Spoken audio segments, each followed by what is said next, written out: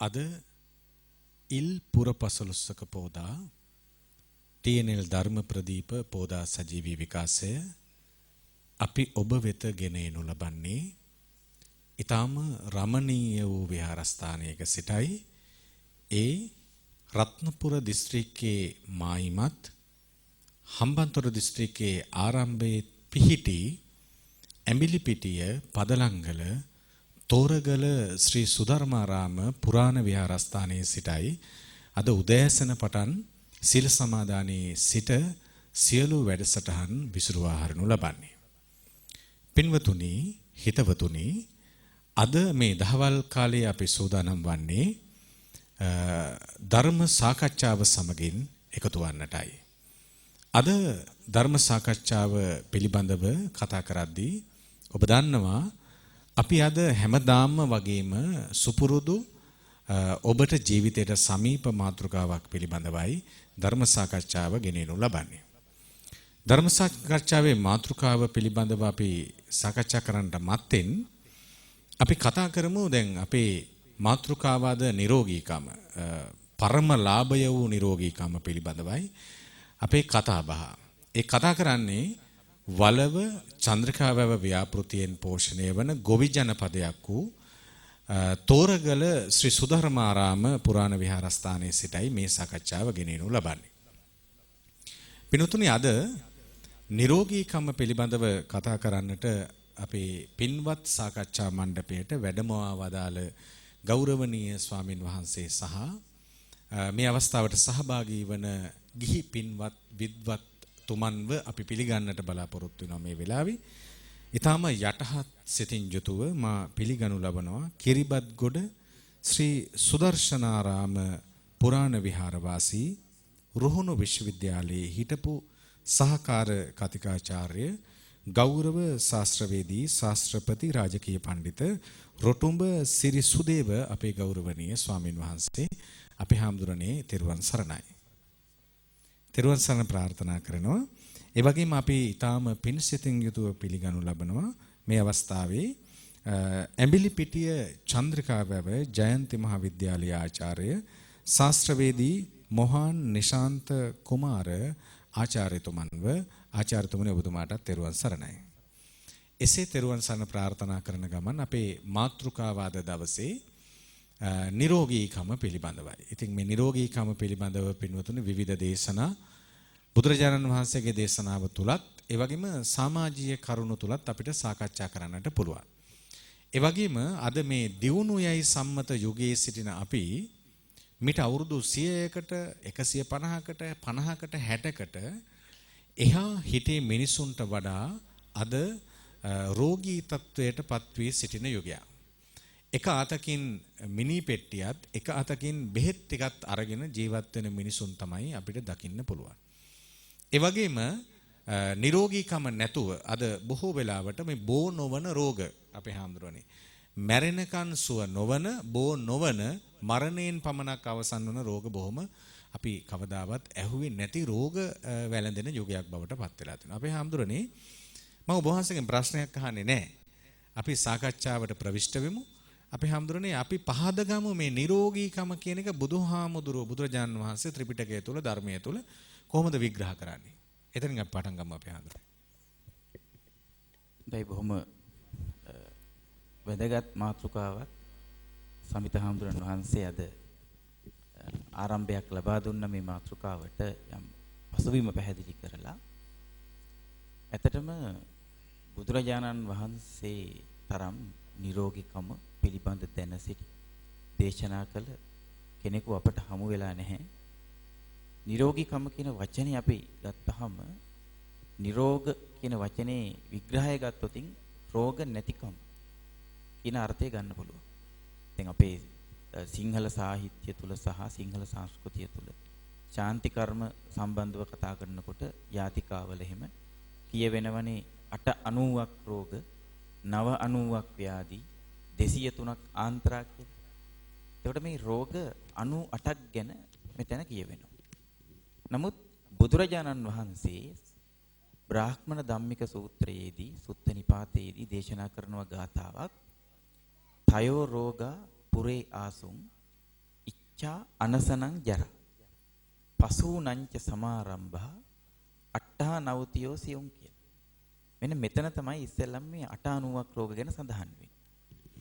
බුදුජානන් වහන්සේ දේශනා කරනවා මේ බ්‍රාහ්මණ ධම්මික සූත්‍රයේදී ඉස්සර මිනිස්සුන්ට තිබුණා කියන්නේ රෝග 3යි. රෝග 3යි තිබුණේ. පස්සේදී මේක 98ක් වෙලා. මොනවද මුලින් තිබුණ රෝග 3? ඉච්ඡා, අනසන, ජරා. තණ්හාවයි, බඩගින්නයි, ඒ වගේම වයසට යාම. තණ්හාවත් ලොකුම රෝගයක්. තණ්හාවයි, බඩගින්නයි, වයසට යාම. ඉච්ඡා, අනසන, ජරා. නමුත් මේ රෝග 3 98ක් දක්වා වර්ධනය වුණ හැටි තනි ගාතාවකින් එක ගාතාවකින් මෙතන කියනවා. මොනවද? පසූනංච සමාරම්. මේ සූත්‍රය තුළ සිද්ධිය විග්‍රහ කරනවා ඊටාම දීර්ඝව කැමැති කෙනෙකුට වුණ නම් මේක බලන්න පුළුවන්. ඒකේ අට කතාවත් එක්ක. එහි මනවින් විග්‍රහ කරනවා අතීතයේ මිනිස්සු එළවලු පළතුරු වගේ දේවල් ආහාරයට ගත්තා. ඇතැම් අවස්ථාවල මස් මාළු වගේ දේවලුත් ආහාරයට ගත්තා. නමුත් එක්තරා අවස්ථාවක මිනිස්සු තීරණය කරනවා යාග හෝමාදිය සඳහා ගවයන් වැනි සතුන් ඝාතනය කරන්න. මෙතන මේ පසූණං කියලා දක්වලා තියෙන්නේ අට කතාවේ විග්‍රහය වන්නේ ගවයන්. ගවයන්, බැටළුවන්, එළුවන් වගේ කිරි බොන සතුන්. ඒ කියන්නේ දැන් සමිත හඳුරන්නේ අපි මවගේ කිරි ඇරුණහම අතීතයේ දරුවන් වැඩිම පානය කළේ එළහරකුන්ගේ හෝ ගවයන්ගේ කිරි. නමුත් දැන් නම් වැඩිපුර පානය කරන්නේ මව් කිරි නොවෙන්න පුළුවන්. කෙසේ වෙතත් මේ විදියට අපි පුංචි කාලේ අපේ ශරීරයට මේ සතුන්ගේ කිරි ලබා ගන්නවා. වැඩි වියටපත් වුණාට පස්සේදී ලොකු වුණාට පස්සේ එහෙම නැත්නම් ළමා වයසේ ඉඳන් අපි හිතමු කෙනෙක් හරක් මස් මේ වගේ තමන් කිරි බොන සතාගේම මස් අනුභව කරනවා කියලා. මේක බලවත් ව්‍යසනයක් විදියට මේ සූත්‍රයේ අට කතාවේ විග්‍රහ කරලා තියෙනවා. මෙතන දැන් අපි ගත්තොතින් බුදුරජාණන් වහන්සේගේ විග්‍රහයන් මේ රෝගය සම්බන්ධව රෝගය සහ රෝගකාරක හේතු සම්බන්ධව ගත්තොත් අපි ඉදිරියේදී කතා කරමු. ඒක හරි පුළුල්. බටහිර විද්‍යාව තුළ විග්‍රහ කරන්නේ භෞතිකවාදී දෘෂ්ටි කෝණයකින් තමයි රෝග කියන එක සම්බන්ධව. නමුත් බුදුරජාණන් වහන්සේගේ විග්‍රහය තුළ උන්වහන්සේ දක්වනවා රෝගාබාධ ඇති වෙන්න හේතු 8ක්. දැන් මෙතනදී මේ ගවයන් ඝාතනය කරලා එහි උන්ගේ මස් අනුභව කරන්නට පටන් ගත්තට පස්සේ අර කලින් තිබුණ තණ්හාවයි බඩගින්නයි වයසට යාමයි කියන මේ රෝග 98ක් දක්වා වර්ධනය වුණා කියලා මේ සූත්‍රය තුල දක්වනවා. එහෙනම් අපි නිතර ආහාරයට ගන්න එහෙම නැත්නම් පරිභෝජනය කරන කිරි වගේ දේවල් ගන්න සතුන්ගේම මස් අපි කන්න ගත්තට පස්සේ කෙලෙහි ගුණ නොසලකන අය බවට පත් වුණාට පස්සේදී අපේ චිත්තජ රූප සහ කර්මජ රූප වෙනස් වීමක් මෙතනින් සිද්ධ වෙලා තියෙනවා අභිධර්මයට. ඒතර මේක හරි ප්‍රබල සියුම් විග්‍රහයක්. මේක බටහිර දැනුම් පද්ධතිය තුල කතා කරන එකක් නෙවෙයි පෙරදිග දැනුම් පද්ධතිය තුල කතා කරන එක. මෙතන හරි වැදගත්ම කරුණ වන්නේ මෙතන කියනවා අපි නොහිතන පැතිකඩක්. ඒ තමයි මිනිස්සුන්ගේ මේ කෙලෙහි ගුණ නොදන්නා ක්‍රියාවන් කෙරෙහි නොපැහැදීමටපත් වුණු අමනුෂ්‍ය කොට්ටාස මිනිස්සු කෙරෙහි තිබුණ ඇල්ම බැල්ම පිහිට ආරක්ෂාව මේ ගවයන් මරා ඝාතනය කොට මස් කන්න පටන් ගත්තට පස්සේ ඒ අය මුළුමනින්ම මිනිසුන් කෙරෙහි නොපැහැදිලා මිනිසුන් කෙරෙහි තියෙන අවධානය නැති කරගෙන මිනිසුන් කෙරෙහි සොයන බලන එක නතර කරලා අමනුෂ්‍යයන් මිනිසුන් ගැන තිවිච්ච අවධානය මුළුමනින්ම අයින් කළා කියලා මේ සූත්‍රයේ අට කතාවේ දක්වනවා. ඒ වගේම සූත්‍රය තුලත් යම් සඳහනක් තිබෙනවා. ඒකට පේනවා අපිට මනුෂ්‍යයන්ගේ රෝගාබාධ ආදී මේ තත්වයන්ට යම් යම් අමනුෂ්‍ය කොටාස වල ඇල්ම බැල්ම නැතිවීමත් යම් පමණකට සිද්ධ වෙලා තිබෙන බව. එතකොට මේක පෙරදිග මේ අපේ දේශීය ඥානය තුල පමණයි මේ අංශය කතා කරන්නේ. දැන් නිදසුණක් වශයෙන් අපේ සිංහල වෙද මහත්තයෙක් ළඟට ගියහම ලෙඩක් තියෙනවා කෙනෙක්. එයාගේ කේන්ද්‍රය කියන එකක් බලමු. ඒකට කේන්ද්‍රයේ විශ්වාස කරන අයත් ඉන්නව නැති අයත් ඉන්නවා. අපිට ඒ ගැන ඕනනම් කතා කරන්න පුළුවන්. මොකක්ද මේ පැතිකඩ කියලා. ඊළඟට බලනවා මෙයාගේ කර්ම ශක්තිය අනුව පැමිණි රෝගාබාධ තියෙනවද කියලා. දැන් ගිරිමානන්ද සූත්‍රයේ බුදුහාමයන් වහන්සේ දේශනා කරනවා රෝගාබාධ ඇති වෙන හේතු 8ක්. ඒ කියන්නේ පිත්ත සමුට්ඨාන ආබාධ, සෙම්ම සමුට්ඨාන ආබාධ, වාත සමුට්ඨාන ආබාධ, උතු පරිණාමජ ආබාධ, විසම පරිහාරජ ආබාධ, ඕපක්කමිකා ආබාධ, සන්නිපාතිකා ආබාධ, ඊළඟට කම්ම විපාකජ ආබාධ. කර්මය මගින් හටගන්න රෝග තියෙනවා. මේක බටහිර දැනුම් පද්ධතිය තුල කතා නොකළ එහෙත් බුදුරජාණන් වහන්සේ විසින් පමණක් දේශනා කොට වදාළ ආබාධයක් තමයි මේ කම්ම විපාකජ ආබාධා කියන්නේ. අපි හඳුනන්නේ දැන් මූලික පැහැදිලි කිරීමේදී අපිට අපි හඳුනන්නේ පැහැදිලි මේ රෝග හැදෙන්න ප්‍රධාන හේතුව තණ්හාව. තණ්හාව මුල් කරගෙන කුසගින්න මුල් කරගෙන නිින්ද මුල් කරගෙන වයසට යෑම මුල් කරගෙන තමයි අපිට මේ රෝග හැදෙන්න මූල නිධානය කියලා. අපි හඳුනන්නේ දැන් ගිරිමානන්ද සූත්‍රයේ කතා කරපු මේ බෙහෙත් සීට්ටුව, දන් සීට්ටුව වගේ මේ ලෙඩ සීට්ටුව ඊළඟට දැන් අපිට මුණ ගැහෙනවා බේසජ්ජ කන්දකයට වගේ යනකොට බෙහෙත් සීට්ටුව. ඉතින් මේවා ගැන අපි ඉදිරියට කතා කරමු. දැන් අපි සාකච්ඡාවේ හොඳම තැනකට ඇවිල්ලා ඉන්න පින්වත්නි. අපේ ශාස්ත්‍රවේදී ගෞරව ශාස්ත්‍රවේදී අපේ රාජකීය පඬිත ශාස්ත්‍රපති අපේ රොටුඹ සිරි සුදේව ගෞරවණීය අපේ හාමුදුරුවෝ සිහිපත් කළා වගේ මේ රෝග හැදෙන්නේ කොහොමද කියන කාරණාව පිළිබඳව අපිට පැහැදිලි කිරීමක් තියෙනවා. දැන් අපි පැවිද්දන් විදියට මමත් පැවිද්දෙක් සහ අපේ හාමුදුරුවෝත් පැවිදි චරිතයක් විදියට මේක පැවිද්දන් විදියට අපි ධර්මය තුලින් දකිනවා වාගේම පින්වත්නි අපි ගිහියන්ගේ පැත්තෙන් මේ ගැන කතා කරන්නට ඕන. කුෂ්කර්මාන්තේ වේවා සමාජීය කාරණා වේවා අපි මේ අවස්ථාවට කැඳවා ගත්තා අපේ ශාස්ත්‍රවේදී මොහාන් නිශාන්ත කුමාර මහත්මයා. මැතිතුනි අපි කැමැති කතා කරන්න මේ කොහොමද ගිහියන් විදියට දැන් අපේ හාමුදුරුවෝ මේ නවත්තපු මේ ගිරිමානන්ද සූත්‍රයේ තියෙන මේ ලෙඩ ටිකත් එක්ක අපේ හාමුදුරුවෝ සාකච්ඡාව නතර කළා. පළවෙනි වටේ උන්වහන්සේගේ කොටස කොහොමද මැතිතුමනි මේ ගිහියන්ගේ පැත්තෙන් මේ නිරෝගීකම හෝ රෝගීකම පිළිබඳව ඔබතුමා දකින්නේ? අපි එතනින් ප්‍රවිෂ්ටයක් අරගමු. අවසරයි හාමුදුරනේ. මම අපේ ගිහි විනය පංචශීලය තුලින්ම මේ ගැන පොඩ්ඩක් ආරම්භය ලබා ගන්නම්. පංචශීලයේ තුන්වෙනි ශික්ෂාපදය කාමේසු මිච්ඡාචාරා වේරමණී සික්ඛාපදං කියන ශික්ෂාපදයට ඒ වගේම පස්වෙනි ශික්ෂාපදය සුරාමේරය මජ්ජපමා දට්ඨානා වේරමණී සික්ඛාපදං කියන ශික්ෂාපදයට තුලින් අපි ගිහි ජීවිතයක් ගත කරන අයට හොඳ සෞඛ්‍ය සම්පන්න ජීවිතයක් නිරෝගිමත් ජීවිතයක් ගත කරන්න පදනමක් සලසලා දීලා තියෙනවා. වැරදි කාමයන් නැත්නම් ආසාවන් ඔස්සේ යාම නිසා අපේ ජීවිතයට විශාල වශයෙන් රෝග පැමිණෙන්න අවස්ථා තියෙනවා. ඒ කාමය කියන්නේ කැමැත්තනේ. මේ කැමැත්ත හේතු කොටගෙන අපි මේ කාම දේවල් වලට කැමැති දේවල් වලට ඇලුම් කරන ස්වභාවය වැඩි වෙගෙන යනවා. දැන් අපි ගත්තොත් රසකාරක ඒ වගේ රසකාරක රස තෘෂ්ණාව නිසානේ ඇත්තටම අපි මේ දේවල් වලට වැඩියෙන් යොමු වෙන්නේ. අද ළමා වයසේ පසු වෙන අය ඒ වගේම වැඩිහිටියන් පවා මේ රස තෘෂ්ණාව නිසා ಗುಣ ගැන හිතන්නේ නැතුව රසයන්ටම ලොල් වෙලා විවිධ රසකාරකයන්ට යොමු වෙලා තියෙනවා. සමහර වෙලාවට ගෙවල් දොරවල් වල ඉන්න දරුවන්ට මේව නැතුවම ආහාරයට ගන්න බැරි වෙලා තියෙනවා. ඒක නිසා අපේ රසකාරක තියෙනවා.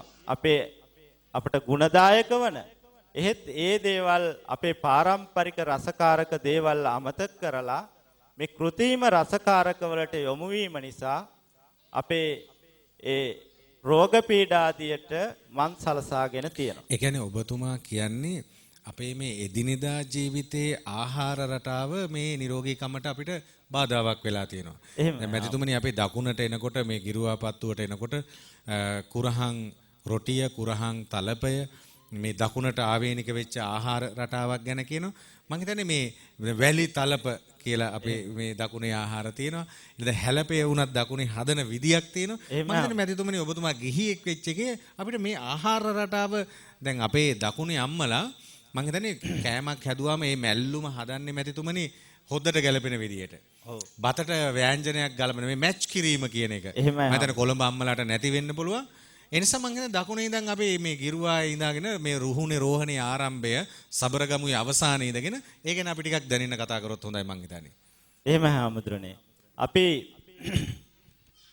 අපේ මේ ගම්දනව් වල තෙල් පොහොර නැතුව කෘෂි රසායන ද්‍රව්‍ය නැතුව හොඳට හදා වඩාගත්ත ආහාර වර්ග තමයි කුරහන්, ඒ වගේම ඉරිඟු, කෘෂිකාර්මික ආශ්‍රිත තල වගාව, ඒ වගේ දේවල් තුලින් අපේ ශරීර සෞඛ්‍යයට හිතකර ගුණදායී ආහාර රාශියක් මේ ගම් පියස තුල, මේ ගම් දනව් තුල, මේ ජනතාව තුල පැවතෙන ආහාර රටාවක් තියෙනවා. ඒ වුණත් අපේ ඇත්තටම මේ කෘෂිකාර්මික ජනපදයේ පාරම්පරික ආහාර රටාවන් ගොඩක් දුරට අද වෙනස් වෙලා. තලප මේ ප්‍රදේශයේ තලප ආහාරය කියන එක ප්‍රධාන ආහාරයක් වගේ. ඒ කියන්නේ වත් ආහාරය ඇරුණාම තලප, කුරහන් රොටි, කුරහන් පිට්ටු මේවා ආදී අපේ මුතුන් මිත්තෝ නිතර ආහාරයට ගැනීම නිසා ලෙඩ රෝග බොහෝමයක් අඩු වෙලා තිබුණා. ඒ වුණත් නූතනය වෙන විට අපේ ගම් දනව් වලට මේ ආහාර දේවල් අමතක කිරීම නිසා අපේ හැමදෙරෝනේ බෙහෙවින්ම රෝගී තත්වයන් පැමිණලා තියෙනවා. මේ ගමක් ගත්තාම අද ගමේ මේ ප්‍රදේශවල ජනතාව අපට දකින්න ලැබෙනවා වකුගඩු රෝගය, ඒ වගේම දියවැඩියා රෝගය, ඒ වගේ බෝ නොවන රෝග රාශියකට ගොදුරු වීමේ අවදානමක් මේ ගම් දනව් තුල අපට දකින්න ලැබෙනවා. ඒ වගේම මේ පාරම්පරික වගාවන් අමතක කළා අපි මේ කෘෂිකාර්මික වගාවට කෘෂි රසායන ද්‍රව්‍ය අවිචාරයෙන් යොදා ගැනීම තමයි මට හිතෙන්නේ හැමදෙරෝනේ මේ වගේ ප්‍රතිවිපාක වලට බෙහෙවින්ම බලපාන්න නැති මං හිතන්නේ. මොකද හේතුව අපේ මුල් කාලීනව මේ වගාවන් වලට ඔය කාබනික පොහොර වගේ දේවල් අපේ අවටින්ම ඉබේම පොහොර හැදුනා හැමදෙරෝනේ. මොකද මේ නිවසක ගවයොත් දෙතුන් දෙනෙක් නැති නිවසක් ඉස්සර තිබුණේ නැහැ. මේ ගම්මාන වලට එනකොට අපට ඒ ගවයන්ගේ හඬ නිරන්තරයෙන්ම ඇහුණා. අපි මේ ගම්මාන වල තිබිච්ච සොඳුරු සෝභා සෞඛ්‍ය සම්පන්න ගති අපට එදා අර රාහුල හාමුදුරුවන්ගේ සැල්ලිහිණි සංදේශය වගේ කෘති තුලින් පවා පැහැදිලි වෙනවා. ඒ ගමට එනකොට තිබිච්ච සුන්දරත්වය පිළිබඳව. ඒ සොඳුරු බව තුලින් සෞඛ්‍ය සම්පන්න හොඳ හයිය ශක්තිය තියෙන මේ කුඹුරට මේ හේනට හොඳට වැඩ කරන්න පුළුවන් පිරිසක් අපි අතර හිටියා. ඒ වුණත් ඒ தત્ත්වය වෙනස් වෙන්න පටන් ගත්තේ අපේ ආහාර රටාවට නැත්නම් අපි මේ වගා බිම් වලට කෘෂි රසායන ද්‍රව්‍ය දිගින් දිගටම යොදා ගැනීම. පමණ ඉක්මවා යොදා ගැනීම. ඒ හේතුව නිසා අපට අපේ ආහාර තුල රසායනික ද්‍රව්‍ය ආසනික් වගේ දේවල් බහුලව ගොනු වුණා. ඒක නිසා අපට හැමදෙරෝනේ මේ රෝගී තත්වයන්ට අද වෙනකොට මුහුණ දෙන්න සිදු වෙලා තියෙනවා. ඒ වගේම අපි මේ බෞද්ධයන් හැටියට මේ බොදු දහම තුලින්ම අපට අපේ ජීවන ප්‍රතිපදාවට එකතු වෙලා තියෙනවා සෞඛ්‍ය සම්පන්න ජීවිතයක්. බුදුරජාණන් වහන්සේ චුල්ලවග්ගපාළියේ සඳහන් කළා තියෙනවා දිගින් දිගටම භික්ෂුන් වහන්සේ කෙනෙක් සෞඛ්‍ය සම්පන්න ජීවිතයක් උදෙසා පැවිදිය යුතු ආකාරය පිළිබඳව. එතෙන්දී මේ පරිසරය පිරිසිදුව තබා ගැනීම. පරිසරය ඊටා පිරිසිදුව තබා ගැනීම පිළිබඳව සඳහන් කළා තියෙනවා. පරිසරයට මල මුත්‍ර පහ කිරීම, ඒ වගේම විස දේවල් මුදා හැරීම, ඒව පිළිබඳව පවා සඳහන් කළා තියෙනවා. එතෙන්දී අපිට මේ ප්‍රදේශය ගත්තාම අපේ ඒ පරිසරයට අපි අවට පරිසරයට හිතකාමී විදියට ක්‍රියාපිළිවෙතක් අනුගමනය නොකිරීම නිසා ඇත්තෙන්ම මේ ගම්මාන වලට ඩෙන්ගු රෝගය ඒ වගේ රෝග විශාල වශයෙන් පැමිණලා තියෙනවා. මී උණ රෝගය මේ වගේ රෝග පැතිරලා තියෙනවා. අද අපේ මේ ගම්මානවල බෙහෙවින්ම දකින්න ලැබෙන රෝග දෙකක් තමයි ඩෙන්ගු රෝගයත් මී උණ රෝගයත්. අපට ඒවයින් මිදෙන්න පුළුවන් හොඳම ක්‍රමය තමයි අපේ පරිසරය හොඳින් පිරිසිදුව තබා ගැනීම. පරිසරය පිරිසිදුව තබා ගැනීම කියලා කියන්නේ ඉතර අපි ජලය පිරිසිදුව තබා ගැනීම පිළිබඳ බුදුරජාණන් වහන්සේ දේශනා කරලා තියෙනවා. ඒ වගේම හාමුදුරනේ අපේ වාතය පිරිසිදුව තබා ගැනීම පිළිබඳව අපට දේශනාවන්නේ අහන්න කියන්න ලැබෙනවා. ඉතින් මේ පරිසරයේ තියෙන පාරිශුද්ධත්වය තුළින් අපි අපේ සෞඛ්‍ය සම්පන්න ජීවිතයක් කරා ගමන් කිරීමේ ආරම්භය උදා කළ යුතුයි මගේ. ඔබතුමාගේ පැහැදිලි කිරීමෙන් අපිට පැහැදිලි වෙන්නේ ශාස්ත්‍රවේදී මොහාන් නිශාන්ත කුමාර මැතිතුමනි, ඒ කියන්නේ අපි මේ වායුගෝලය නේද පරිසරය මේ හැමදේම විනාශ කරගෙන දූෂිත වූ ආහාරයට අරගෙන දැන් අපි ගොවි ජනපදත් එක්ක කතා කරද්දී මැතිතුමනි බොහෝ වෙලාවට කොළඹ මිනිස්සු කන්නේ වස. සමහරවිට මේ කෙසෙල් හැදෙන පළාතවල කෙසෙල් කන වස බැරල් වල ඔබ්බලා තමයි මෙහින් පටවන්නේ. එතකොට කොළඹට යනකොට කෙසෙල් කන දැන් මම වැඩ ඉන්නේ මේගොඩ විශේෂ ආර්ථික මධ්‍යස්ථානයේ අසලමයි. ඉතින් අපි දකිනවා මෙහි සමහරලාට කෙසෙල් තියෙන පළාත් වලින් කෙසෙල් මෙහෙන් කොළ පාට කෙසෙල් පටවනවා. මේගොඩ ආර්ථික මධ්‍යස්ථානට යනකොට කහ පාටයි. එතකොට අන්නාසි ටිකට උනේ එක, ගස්ලබු ගෙඩියට උනේ එක, අලිපේර ටිකට උනේ එක, දියුල් ගෙඩියට උනේ එක, රමුටන් ටිකට උනේ එක, මැංගුස් ගෙඩියට උනේ එක, අවිස්සාවේලෙන් රත්නපුරෙන් යන මැංගුස් ගෙඩියට අපි හාඳුන්නේ ගිහි ඇත්තෝ එහෙම කතා කරද්දී අපි නතර කරපු තැනක් තිබුණානේ මේකේ. දැන් හාඳුනේ මේ බෙහෙත් සීට්ටුව ළඟින්නේ අපි නතර කළේ. අපි හාඳුනන්න මම ආරාධනා කරනවා අපි එතනින් එහාට සාකච්ඡා කරගෙන යමු. එක දිගට මම ධර්මයේ පැත්තෙන් ඒක වැදගත් වෙයි. අපි එතනින් ඉස්සරහට යමු හාඳුනනේ. ඇත්තටම අපි මෙතෙක් මේ කතා කර කරුණුත් එක්කම සලකලා බලලා මෙතන අපි දැන් ගැටලු ප්‍රමාණයක් කතා කළා. ඒ වගේම මේ සම්බන්ධ මූලධාර්මික විග්‍රහය කතා කළා අපි නිරෝගීකම සම්බන්ධව. එතනදී අපි සැලකිය යුතුයි නිරෝගීකම කියන එක ගත්තාම නිරෝගීකම කතා කරන්නේ අපි රෝගය කියන එකට සාපේක්ෂව. එතකොට රෝගය නැති බව නිරෝගීකම. එතකොට එහෙමනම් අපි රෝගය කියන එක විග්‍රහ කරනකොට අපිට රෝග බෙදන්න පුළුවන් කොටස් දෙකකට කායික රෝග සහ මානසික රෝග කියලා. එහෙම බෙදන්නත් පුළුවන්. එහෙම නැත්නම් අපිට රෝග බෙදන්න පුළුවන් අර බුදුරජාණන් වහන්සේ බෙදුව විදියට ආබාධ හට ගන්නා හේතු අනුව 8කට බෙදන්නත් පුළුවන්. එතකොට දැන් මේ රෝගයේ පවතින ස්වභාවය අනුව පවතින තැන අනුව අපිට බෙදන්න පුළුවන් කායික මානසික කියලා. එතකොට දැන් අපේ සමිත හාමුදුරුවෝ මේ අර මතක් කරපු ඒ වගේම අපේ ආචාර්යතුමනුත් මතක් කරපු මේ බහුවිධ රෝගයන්ගේ සියලුම මූලයන් හටගන්නේ මනස නිරවුල් නොවීම නිසා. ඒ කියන්නේ මනස නිරවුල් නොවීම නිසා. දැන් මේක කිව්වහම කෙනෙකුට හිතෙන්න පුළුවන් ඔය සබ්බේ පුතුජනා උම්මත්තකා කියලා කියන වාක්‍යය. නමුත් ඒක තියෙන්නේ එහෙම නෙමෙයි. සබ්බේ පුතුජනා උම්මත්තකා විය කියලා. ඒ කියන්නේ උමතුයිම කියලා නෙමෙයි ඒ වගේ හරියට හැසිරෙන්නේ කියලා. නැත්තම් ඔතන දැන් එහෙම කිව්වොත් බෝසතාණන් වහන්සේලාත් පෘථග්ජන. එහෙම බැලුවොත් බෝසතාණන් වහන්සේලාත් උමතු අය කියලා විග්‍රහයක් එනවා ඔතන. ඒ නිසා මේ ඒ කියන්නේ පෘථග්ජන කියලා කියන්නේ සේක නොවන සෝවාන් මාර්ගයවත් වඩන්නේ නැති කෙනෙක්. එහෙම නැත්නම් සද්ධානුසාරී ධම්මානුසාරී කියන තත්වයටවත්පත් නොවුන කෙනෙක් තුල අධික ලෙස මේ ශික්ෂණය කියන එක පවතින්නේ නැහැ. ශික්ෂණය කියන එක වෙනුවට වෙනත් ක්‍රම මගින් විකල්ප ක්‍රම මගින් ජීවත් වෙන්න උත්සාහ කරනවා මේගොල්ලෝ. උදාහරණයක් විදියට මේගොල්ලෝ තුල තියෙන මේ පෘථග්ජනය තුල තියෙන ලක්ෂණය තමයි සත්වයාගේ පොදු ලක්ෂණ 4 මේගොල්ලන්ට තේරෙන්නේ නැහැ පෘථග්ජන කෙනාට. ඒකට හේතුව මෙයා ආර්ය ධර්මයේහි දක්ෂ නැහැ. ආර්ය ධර්මයේ ශ්‍රවණය කළා නැහැ. ආර්ය ධර්මයේ තුල පිහිටලා නැහැ. ඒ නිසාම පෘථග්ජන මිනිස්සු තමන් සැප කැමති හැබැයි අනුන් සැප කැමති කියලා හිතනවා. සුඛකාමයි තමන් සුඛකාමයි තමන් සැප කැමති අනුන් එහෙමයි කියලා හිතන්නේ. ඒ වගේම දුක්ඛ පටික්කුලයි තමන් දුකට අකමැති. හැබැයි අනිත් අය දුකට අකමැති කියලා හිතන්නේ. තමන් ජීවිතුකාමයි තමන් ජීවත් වෙන්න කැමති අනිත් මිනිස්සු ජීවත් වෙන්න කැමති බව මෙයාට මතක් වෙන්නේ නැහැ. මොකද හේතුව සම්මා සතිය නැති නිසා. ඊළඟට අමරිතුකාමයි තමන් මැරෙන්න අකමැති හැබැයි අනිත් මිනිස්සු මැරෙන්න අකමැති කියලා එයාට මතක් වෙන්නේ නැහැ. ඒ නිසානේ ආහාර වලට වසවිස මිශ්‍ර කරන්නේ. ඒ නිසානේ කවලම් කරලා විකුණන්නේ. ඒ නිසානේ ව්‍යාජ දේවල් කරන්නේ. දැන් මේවා අපේ ආචාර්යතුමා ඕන නම් කියාවි සමාජය තුල තියෙන්නේ කොහොමද කවලම් කරලා විකුණන හැටි, එක එක දේවල් වසවිස එකතු කරන විදිහ ආහාරවලට සමහරලාට අපේ හාමුදුරනේ මට විනාඩියක් දෙන්න.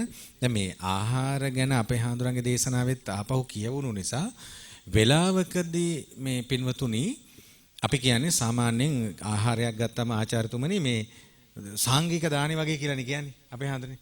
දැන් මම පහුගිය දවසක කල්පනා කළා ඇත්තටම ස්වාමීන් වහන්සේලා තමයි වැඩිපුරම වස වළඳන්නේ කියලා මට හිතුණා.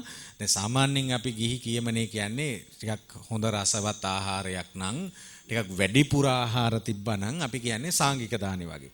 ඒතර අපි හිතාගෙන සහ පිළි අරගෙන ඉන්නෙත් අපේ හාමුදුරනේ මේ හාමුදුරුවරුන්ට තමයි අග්‍රඵලය හොඳ කොටස ලැබෙන්නේ සහ එහෙම කියලා තමයි අපි හිතාගෙන. මම හිතුවා පසුගිය දවසක අධ්‍යයනය කළ බලලා මේ ස්වාමින් වහන්සේලා දන් වළඳන දන් සීට්ටුව දිහා බැලුවට පස්සේ මේ කෑම ලිස්ට් එක බැලුවම උපාසකම්මලා හදන කට්ලට්ද පුඩින් වර්ගද ජෙලි වර්ගද ඊට පස්සේ මේ දැන් මෙවුවා වැඩි හොඳට තෙලෙන් බැදලා කිරෙන් තම්බලා දැන් මෙවුවා වළඳපු ගමන් ස්වාමින් වහන්සේලාගේ අක්මා දිය වෙලා වකුගඩු දිය වෙලා මං හිතන්නේ මේ ඒ වගේ ලොකු අරුබුද අපි හඳුනේ ආහාර ගැන කතා කරමු නිසා අපි මේ සාංගික දානෙත් මෙතෙන්ට ගැලපුවොත් හොඳයි කියලා මං හිතුවා අපි හඳුනේ.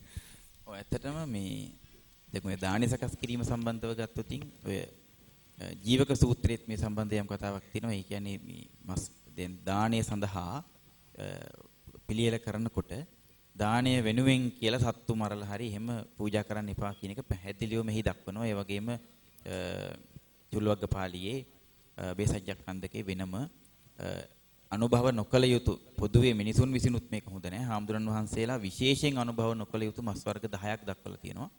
වලස් මස්, සිංහ මස්, කොටි මස්, සර්ප මස්, සුනක මස්, මිනිස් මස්, අස්ව මස්, ඇත් මස්, සර්ප මස් මේ විදිහට දක්වලා තියෙනවා.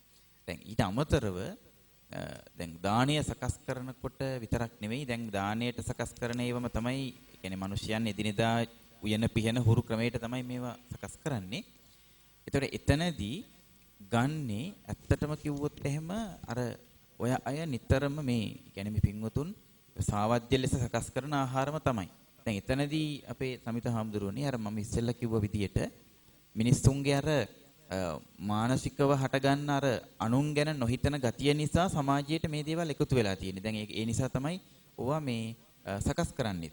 දැන් එතනදී පැහැදිලිවම කියන්නට ඕන මේ සම්බන්ධව බුදුරජාණන් වහන්සේ දේශනා කරලා තියෙනවා සූත්‍ර පිටකයේ දීඝනිකායේ සීලකන්ද වර්ගයේ සූත්‍ර 13ෙම චූල සීල මජ්ක්‍ධිම සීල මහා සීල විස්තර කරන තැන ආර්ය ශ්‍රාවකයෙකු විසින් නොකල යුතු ජීවනෝපාය නොකල යුතු වෙළඳාම් නොකල යුතු දේවල් දක්වනවා.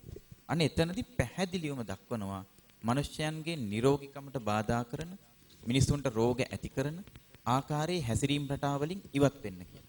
ඒ වගේම විශේෂයෙන්ම මෙතනදී පැහැදිලි කරන්නට ඕන කාරණයක් තියෙනවා, කරුණක් තියෙනවා. දැන් අපි ඉස්සෙල්ලාම සඳහන් කළානේ කායික රෝග, මානසික රෝග කියලා මේ දෙකක් තියෙනවා කියලා.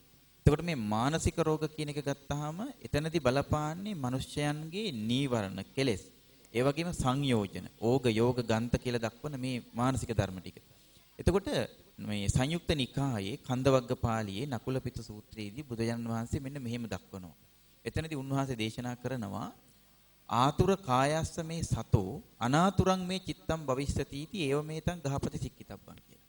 ඒ කියන්නේ උන්වහන්සේ දේශනා කරනවා අපිට මේ ශරීරය එක මොහොතක්වත් ලෙඩක් නැතුව තියාගන්න පුළුවන් කියන එක බලාපොරොත්තු වෙන්න බෑ.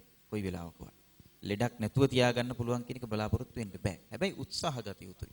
ඒ කියන්නේ අපි ගන්න ආහාර වලින්, ඉරියව් වලින්, ඒ වගේම අපේ ඇවතුම් පැවතුම් වලින්, නිදා ගැනීමෙන්, නැගිටීමෙන් මේ හැම දෙයකින්ම අපි පරිස්සම් කරගත යුතුයි. මොකද මේ ශරීරය සතර මහා භූතයන්ගෙන් සහ ආකාශ ධාතුවෙන් සකස් වෙච්ච විඥානයක් සහිත ධාතු 6කින් යුක්ත ශරීරයක්. එතකොට මේකට හැදෙන ලෙඩ රෝග විශාලයි. ඒකෙන් ආරක්ෂා විය යුත්තේ අපේ ඉදිරි ජීවන ගමන අර්ථය පිණිස යොදවන්නේ. ඒ කියන්නේ අත්ත කුසලයේ වර්ධනය කරන්න. හැබැයි එතනදී මේ කය මොහොතක්වත් ලෙඩ නොවී තියෙනවා කියලා බලාපොරොත්තු තියාගන්න බෑ අපිට. ඒ කියන්නේ මේ තත්ත්ව සහතිකයක් දෙන්න බෑ, ගැරන්ටි එකක් දෙන්න බෑ. එතකොට මේ නිසා බුදුන් වහන්සේ ආර්ය ශ්‍රාවකයන්ට උපදෙසක් දෙනවා ආතුර කායස්ස මේ සතු අනාතුරම් මේ චිත්තම් භවිස්සති इति ඒව මේතං ගහපති සික්කිතබ්බං කියලා. ඒ කියන්නේ තමන් රූප වේදනා සංඥා සංකාර විඥාන කියන මේ පංචස්කන්ධය කිසිම වෙලාවක මම වශයෙන් මගේ වශයෙන් ගන්න එපා කියනවා. එහෙම ගත්තොතින් එතන හිත ලැඩ වෙනවා කියනවා. මොකද්ද මේ කියන්නේ? මම වශයෙන් මගේ වශයෙන් ගන්න එපා කිව්වහම ගොඩක් දෙනෙක් මේක පැහැදිලි කරගන්නේ නැහැ. ඇත්තටම මේ කියන්නේ අනත්ත ලෙස දකින්න කියලා. අනත්ත ලෙස දකින්න කිව්වහම මේක උච්ඡේදවාදකින් ගන්නවා සමහර. මෙතෙන්දි ගන්න පැහැදිලි කරන්න ඕන. අනත්ත ලෙස දකින්න කියන්නේ රූප වේදනා සංඥා සංකාර විඥාන. එහෙම නැත්නම් අපි කෙටියෙන් ගමු නාම රූප. එහෙම නැත්නම් අපි ගමු ලෝකය. නැත්නම් සහ තමා මේ දෙකම තමන්ට ඕන පරිදි වසඟ කරගෙන පාලනය කරලා මේ නිත්‍ය වශයෙන් සුඛ වශයෙන් පවත්වා ගන්නට බැරි බව තමයි මේ අනත්ත් වශයෙන් දකින්න කියන්නේ. ඒකට එහෙම දකිනව නම් කෙනෙක් එයා තුල මෙන්න මේ මානසික නිරෝගීකම ඇති වෙනවා. එයා කවදාවත් මේ විදිහේ වැරදි ජීවනෝපායන්ට යන්නේ නැහැ. එයා කවදාවත් මිනිස්සුන්ට වසවිස කවන්නේ නැහැ.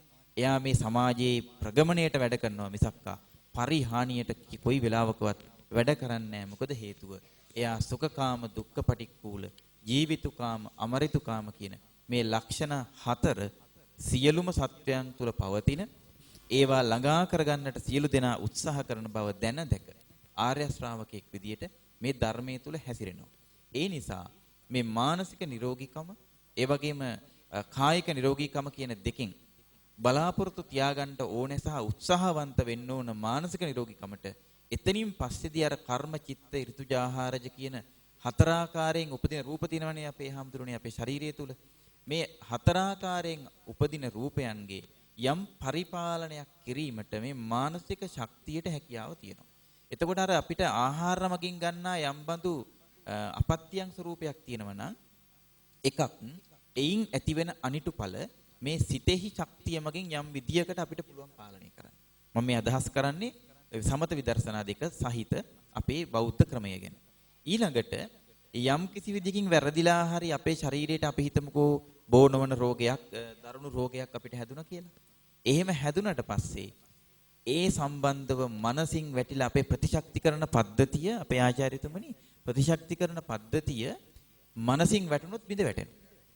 එහෙනම් මනස ශක්තිමත් කෙනාගේ ප්‍රතිශක්තිකරණ පද්ධතිය නැත්තම් ඉමුනිටි සිස්ටම් කියන එක පැහැදිලිවම ශක්තිමත් වෙනවා මානසික නිරෝගීතාව හදාගත්තොත්. අපේ හඳුනන්නේ අපි එතනින් ටිකක් නතර වෙමු. බොහොම පැහැදිලි ඔබ වහන්සේගේ තියෙන අවබෝධය දේශනාව අපිට බොහොමත්ම පැහැදිලි මේ ධර්මයත් එක්ක නිරෝගීකම පිළිබඳව කතා කරද්දී ඒ කියන්නේ අපිට අවසාන විග්‍රහයකට එළඹෙන්නට පුළුවන් උන්වහන්සේගේ දේශනාවත් එක්ක මේ හිත ලෙඩ වුණොත් ගත ලෙඩ වෙනවා. බොහෝ මම දකින දේ තමයි අපේ හඳුනන ඔය ශාන්ති කර්ම ක්‍රම විශ්ව ශක්තිය වගේ රෝග සුව කරන ක්‍රම තුල බොහෝ විට තිබෙන්නේ අර ලෙඩ වූ සිත සුවපත් කිරීමේ ක්‍රමවේදය තියෙනවා. ඉතින් ගොඩාක් වෙලාවට මේ උපාසකම්මලාගේ ගතේ ලෙඩවල් තියෙනවා කොන්දේ අමාරුවට වඩා අමාරුව තියෙන්නේ හිතේ. يعني හිතේ ලෙඩේ තමයි වැඩි. ඒ නිසා බොහෝ වෙලාවට මේ විශ්ව ශක්තිය එහෙම නැත්නම් මේ විශ්ව ආශිර්වාද ක්‍රම තොইল බයිල් ක්‍රම දැන් ඇදුරෙක් ගත්තත් ඔහු කරන්නේ බොහෝ වෙලාවට මේ ආශිර්වාද කිරීම තුල කරන්නේ අපේ හාඳුරනේ හිත හොඳ කරන එක තමයි මම බැලුවම් පොඩි ටෙක්නික් එකක් තමයි වැඩේ තියෙන්නේ. නමුත් අර ගොඩාක් පන්දම් ගහගෙන විලක්කු ගහගෙන නටාගෙන මූණු දාගෙන දුම්මල ගහගෙන මේක අර ලෙඩාගේ සිතට ලොකු සහනයක් දෙනව නැටුවා නේද දුම්මලත් ගැහුවා නේද තටුවකුත් තිබ්බා නේද මේ සමහරට එයා කියන්නේ තර හාමුදුරුවෝ කියන මේ දීපංකර පාද මූලයේ සිට මේක අපේ සිට බුදු තැන් පටන් මේ දරුවන් පිදු අනුහසින් කියලා සමහරට ඒ මිනිස්යාර තේරෙන්නේ නැති වෙන්නේ ඇදලා පැදලා කියන පාඨය තුල තිබුණේ ආචාර්යතුමනි බුදු ගුණම තමයි. හැබැයි හාමුදුරුවෝ පිරිත් කිව්වට වඩා අපිට දැනුණා මේ අර ගිහි කෙනෙක් තොইলයක් නැටුවට පස්සේ මොකද එයා නටලා කළා. ඉතින් මේක තමයි විද්‍යාත්මක පදනම. ආචාර්යතුමනි අපි කතා කරමු එතනින් ඉදිරියට ඔබතුමා ගිහියෙක් වෙච්ච එකේ දැන් මේ පන්සල් සංස්කෘතියත් එක්ක ආචාර්යතුමනි පැවතින ක්‍රමවේදයක් තියෙනවා මේ සේකියා විනයත් එක්ක බැඳුණු ක්‍රමවේදයක්. ඔබතුමාගේ කලින් වටේත් කියවුණා මම දැක්කා මේ දැන් ආරාමයක් අතුපතු ගන්න විදිය කොටින්ම කියනවා නම් බුදුහාඳුරු මේ වැසිකිලි වාජනයේ ප්‍රයෝජනෙට ගන්න විදියත් සිවුර අඳින හැටිත් බුදුහාඳුරු දේශනා කරා. ගලාගෙන යන ජලයට මුත්‍රා කරන්න එපා, කෙල ගහන්න එපා කියලා උන්වහන්සේ. මේක විද්‍යාත්මක එකක් සංවරකම ප්‍රතිනිර්මාණය කිරීමක් සහ අර ඔබ දෙපළම මේ ගෙනහැර දැක්වූ පරිසරය පිරිසිදුව තබා ගැනීම සහ නිරෝගීකමට හේතු වෙන ක්‍රමවේදයක් කියලා මට හිතෙනවා. අපි ඔන්න ඔය කාරණා ටිකත් එක්ක සාකච්ඡා කරමු ආචාර්යතුමනි. එහෙමයි අපේ ආමතුරුනේ මේ අපි අපේ මේ ශරීරය එහෙම මේවා අපේ හැදිලා තියෙන්නේ ඇත්තටම මේ ක්‍රියාකාරී වෙන්නේ. ක්‍රියාකාරී මිනිසුන් හැටියට ඒ ක්‍රියාකාරීව කටයුතු කරන්න තමයි අපේ මේ ශරීරය සැකසීලා තියෙන්නේ. ආමතුරුනේ එන්නම අපේ මේ ජන සමාජයේ දරුවෝ මේ ක්‍රියාකාරීත්වය අඩු වෙමින් පවතිනවනේ හාමුදුරනේ. මොකද මේ අපේ තාත්තලා අම්මලා ගෙදර අතුපතු ගාන වැඩ, වළං හොදන වැඩ, උදළු ගාන මේ වතු පිටි සුද්ධ කරන වැඩ මේ සියල්ලම දරුවන්ට නොදී තමන්ම කරන්න සූදානම් වෙනවා. මොකද දරුවෝ හොඳට ඉගෙන ගන්න ඕන, එයාලාට වද දෙන්න හොඳ නැහැ, එයාලා හොඳින් සැපින් වැඩෙන්න ඕන. මෙහෙම කියලා හිතාගෙන ගොඩාක් වැඩ අඩු කරනවා. කොහොම වුණත් මේ සමාජයේ දරුවන් බොහොම දෙනෙක් ඒක නිසා අර ක්‍රියාකාරී බවින් මිදිලා තියෙනවා. ශාස්ත්‍රීය අධ්‍යාපනයට යොමු වෙලා තියෙනවා. එතෙන්දී අපිට පේනවා ගෙදර ඉන්න පුතාගේ අතට තමයි ජංගම දුරකථනය ගොඩක් වෙලාවට යන්නේ. එතකොට ඒ දරුවා විනෝදය ගත කරන්නේ, සෙල්ලම් කරන්නේ අක්‍රීය සක්‍රීය ජීවිතයක් නැහැ. එතෙන්දිත් අර දියවැඩියාව, අධික තරබාරු බව, ඒ වගේම අධි රුධිර පීඩනය මේ වගේ දේවල් වලට ගොදුරු වෙනවා. අපේ ගෙවල් දොරවල් වල දූ දරුවෝ ඒ අක්‍රීය බව තුලින් බොහෝ විට ලෙඩ රෝග වලට ලක් වෙලා තියෙනවා. ඊළඟට මේ අක්‍රීය බව නිසා අපේ දූ දරුවෝ මානසික ශක්තියින් අතිනුත් හීන වෙලා තියෙනවා. සමහර වෙලාවට මේ දූ දරුවන් මානසික රෝග වලින් පෙළෙන අවස්ථා බොහොමයක් දකින්න ලැබෙනවා අපේ මේ පාසලේ පුංචි දරුවන් දිහා බැලුවාම. එයාලා අර ගෙදර දැන් මේ තියෙන රෝගී තත්ත්වයන් එක්ක අපේ හාමුදුරුවනේ ගෙදර දරුවට ෆෝන් එකක් ගෙනත් දීම අත්‍යවශ්‍ය වෙලා තියෙනවා. අම්මලා තාත්තලා කොහොම හරි හම්බ කරලා අර දරුවන්ට කොහොම හරි ඉගෙන ගන්න ඕන කියලා අර ෆෝන් එකක් ගෙනත් දීලා තියෙනවා. එතකොට ඒ තුලිනොත් දරුවා එකම ක්‍රියාවලියක නිරත වීම නිසා ශාරීරික ව්‍යාධීන් රැසකට මුල් වෙනවා. ඒ විතරක් නෙවෙයි මානසික ව්‍යාධි රැසකටත් මුල් වෙලා තියෙනවා. බලාපොරොත්තු අහිමි වීම, අපේක්ෂා භංගත්වය මේ දේවල් තුලින් දරුවෝ ලෙඩ වෙලා තියෙනවා. ඉතින් අපේ අම්මලා තාත්තලා හිතනවා මේක අපල උපද්‍රව නිසා වෙලා තියෙන දෙයක් කියලා. බොහෝ විට ඉතින් අපේ අම්මලා තාත්තලා ඒ වෙනුවෙන් වැඩ කරන්න විශාල වශයෙන් වියදම් දරනවා. ඇදුරු හම්බ වෙන්න යනවා. ඊළඟට බෝධි පූජා කරන්න නිතර පන්සලට එනවා. ඒත් සමහර වෙලාවට දරුවා ඒ බෝධි පූජා වගේ දේවල් වලට සම්බන්ධ කර ගැනීමක් දකින්න ලැබෙනවා අඩුයි. දරුවෝ ගෙදර පාඩම් කරන්න නිසා හාමුදුරුවනේ පන්සලට ආව අපි මේ බෝධි පූජාවක් කරන්න දරුවෝ වෙනුවෙන්. අපේ බුදුදහමත් ක්‍රියාකාරී බුදුදහමක්නේ. අපි ක්‍රියාත්මක වෙලා එපා ඒක ප්‍රතිඵලයක් ලබන්න. අපේ දූ දරුවෝ ඒ වෙනුවෙන් යොමු නොවි මානසික සුවයක් ලබන්න අපහසුයි.